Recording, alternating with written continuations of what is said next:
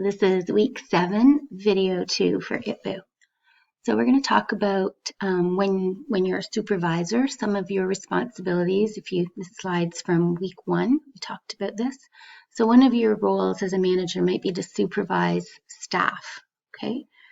So going through, what do supervisors do? So we've talked about some of these things, like I said, in week 1, and we've been looking at them over the last few weeks. Okay, so I put at Thorough Public Library, going back to our scenario with Sheena, the new CPA hire. Her boss is Emily, remember? So these are some of the things that she is responsible for doing as a supervisor. These are some of the ways that Emily can be effective as a supervisor. So think about what these things mean and how you might be able to demonstrate those things, what behaviors you might do if you were an effective supervisor. Or think about supervisors that you have had who are effective and think about what the behaviors are that they have.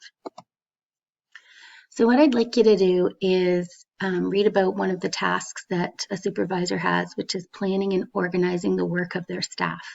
And this reading, just kind of go to the sections I've got here. It talks about the different types of work preferences that some of your employees might have. So do the reading and then do this little check for understanding to make sure you identified and understood the key points. When you finish that, you'll know that the reading, I'm asking you some questions to reflect on and think about, again, as a supervisor, what behaviors, what characteristics, what approaches do you have for doing things that would be helpful as a supervisor to ensure that you could effectively plan and organize your staff's work, but also think about some of those behaviors and preferences that you have that might be annoying to your staff, especially if they have a different personality or approach.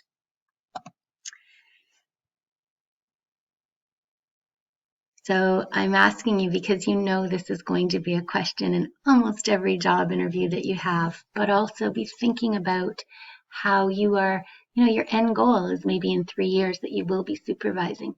So think about what strategies you can apply in your day-to-day life, in your first jobs, and then that are going to benefit you and get you kind of being prepared to be a supervisor.